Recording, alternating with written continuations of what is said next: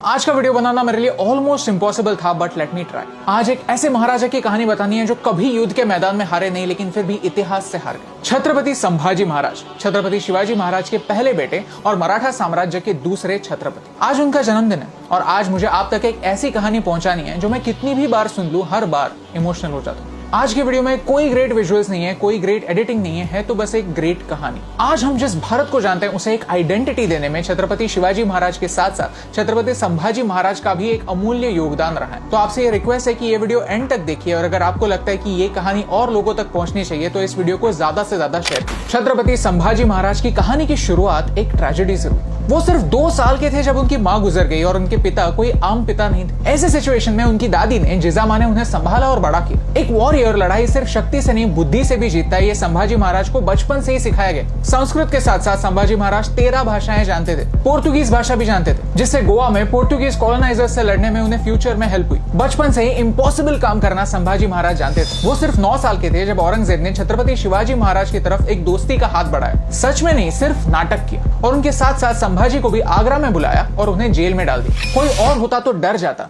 अपनी जान को अपने पिता के सपने से ऊपर समझता, लेकिन छत्रपति संभाजी अलग थे। गिव अप करना कभी जानते ही नहीं थे और जिनके इरादे पत्थर से भी मजबूत होते हैं उन्हें कैद रखने की दीवारें कभी बनी नहीं। और एक 9 साल का बच्चा और उसके पिता औरंगजेब के लाखों सैनिकों के नाक के नीचे से बाहर निकले।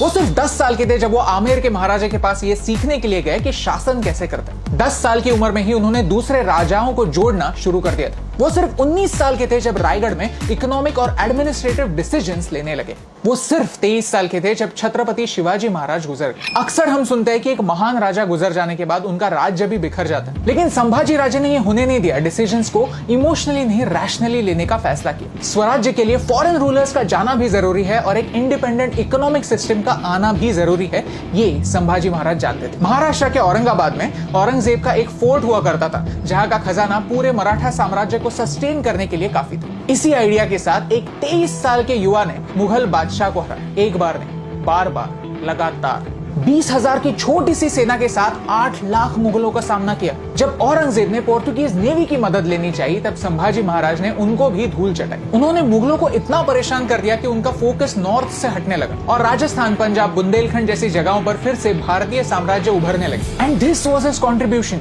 This was his legacy. If Chhatrapati Shivaji Maharaj gave birth to the Swarajya movement, then Chhatrapati Sambhaji Maharaj kept it alive. सिर्फ 9 सालों में छत्रपति संभाजी महाराज ने 120 लड़ाइयां लड़ी और एक भी नहीं हारी, लेकिन फिर भी अंत में अपनों ने ही उन्हें धोखा दिया। गणोजी शिर्के संभाजी महाराज की पत्नी येसुबाई के भाई थे। संभाजी राजे ने उन्हें वतनदारी देने से इनकार किया था। ये छत्रपति शिवाजी महाराज के पॉलिसी के अगेंस्ट था और संभाजी महाराज ऐसा कोई काम करना नहीं चाहते थे जो स्वराज्य के कॉन्सेप्ट के अगेंस्ट जाता हो। इसी बात का बदला लेने के लिए जब छत्रपति संभाजी महाराज एक सीक्रेट रास्ते से गुजर रहे थे तब गणोजी शिर्के ने ये इन्फॉर्मेशन औरंगजेब तक पहुंचा दी और संभाजी राजे पकड़े गए। किसी भी पॉलिटिकल प्रिजनर को एक डिग्निटी दी जाती है और संभाजी तो फिर भी राजा थे, फिर भी उन्हें टॉर्चर किया गया, फिजिकली नहीं मेंटली भी। औरंगजेब ने 3 शर्तें रखी। एक, कि संभाजी औरंगजेब को बादशाह मान ले। दूसरी ये कि मराठाओं का सारा खजाना मुगलों के हवाले कर। और तीसरी, संभाजी अपने धर्म को छोड़कर इस्लाम का स्वीकार करें। छत्रपति किसी भी कीमत पर इन कंडीशंस को एक्सेप्ट नहीं करने वाले थे। कोई चांस ही नहीं था,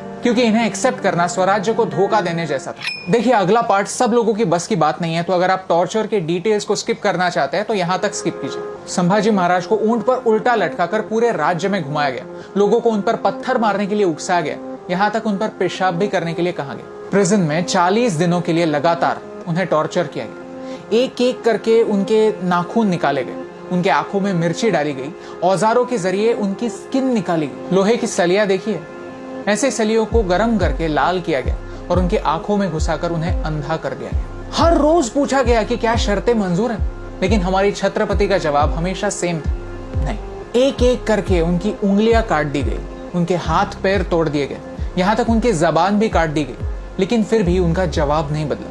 औरंगजेब ने उनके शरीर को तो तोड़ दिया था, लेकिन वो उनके जज्बे को तोड़ नहीं पाया। आखिर में उन्हें हिंदू रिचुअल्स के अनुसार अंतिम संस्कार तक नहीं दिया गया। उनके शरीर के टुकड़े कर करके उन्हें नदी में फेंका।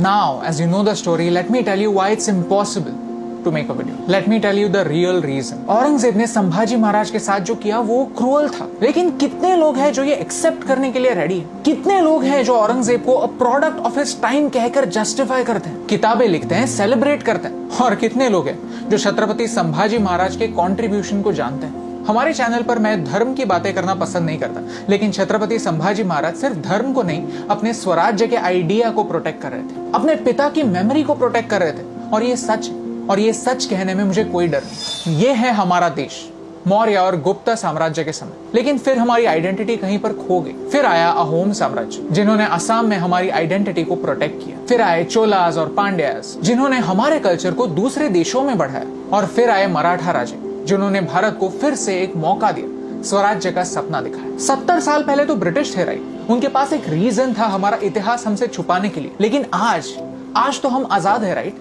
आज हमारे पास क्या रीजन है ये कहानियां हमारे नए जनरेशन से छुपाने के लिए?